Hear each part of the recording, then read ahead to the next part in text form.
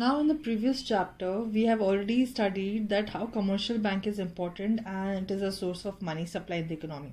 And how the central bank, the commercial banks do not have the authority of issuing currency and they cannot issue certain notes or coins. That is only the sole authority of central bank. That's why they are the suppliers of money, as they create money by way of demand deposits. Now in this chapter, in this upcoming chapter, that is chapter number 6, banking, we will be giving an introduction on the commercial banks as well as central banks. Basically, we will be focusing on central banks. Now in commercial banks, basically here I have said that it is the sources of money supply. Now here I have created a small observation chart, that is how and in what way the process of money creation can be done through commercial banks. So first, here in banks, they receive cash deposits from the people. That is also known as primary deposit, as you can see in this chart. The second is banks can lend money as many times as than their cash reserves.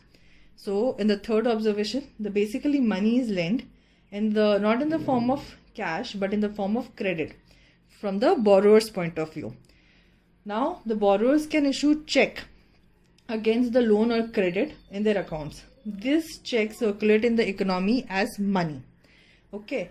So basically primary deposit plus secondary deposit, which is equivalent to demand deposit, which is held by the people in commercial banks. The next observation is here, that is the total primary deposit plus secondary deposit, that is demand deposit, which I have already said here, which is held by the people in the commercial banks. Now demand deposits, which are with the banks, many times they produce cash reserves of the commercial banks. Yes or no? So these banks, they have certain percentage of deposits which can be kept as cash reserves. Now the demand deposits serve as a money supply in the economy, just like cash held by the people. Next, going towards the process of credit creation. Now basically I have here illustrated the example which is based on your text. Suppose I can say that I have taken a single banking system in the economy, and where the bank actually receives deposit of 1000 rupees.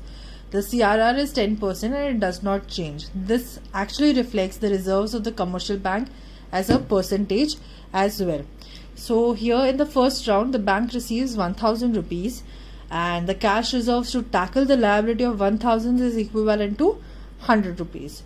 So because cash reserve ratio is 10% of the actual total deposits, basically the bank have excess of 900. Now how did I get 900?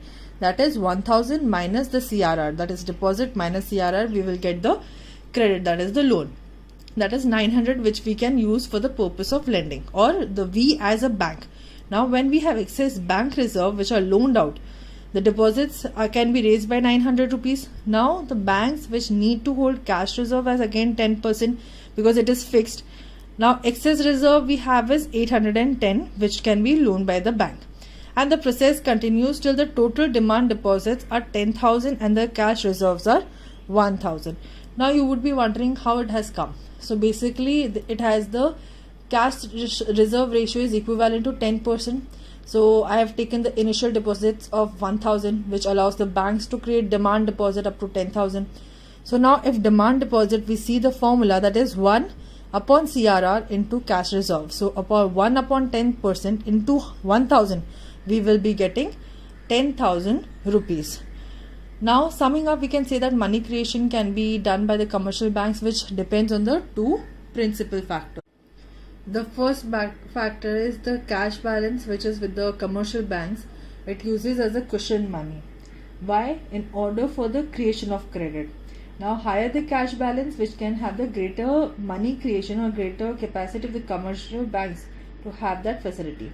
Second, the CRR. If there is higher CRR, there will be lower capacity to create the money. Yes or no? Now we will be going with the simple terminologies for today's topic, that is CRR and credit multiplier. Now CRR is basically, I have here defined that certain minimum amount of deposits the commercial banks have to hold as reserves with the central bank is known as cash reserve ratio. That is the amount which is fixed by the commercial banks. They can hold only that much amount of reserves with the help of central bank. that is cash reserve ratio. Now credit multiplier is it is a model which illustrates the creation of bank credit or money in the deposits. So basically here I can say it has a formula, that is change in deposits divided by change in reserves. So again it has simpler formula, that is K is equal to 1 upon CRR.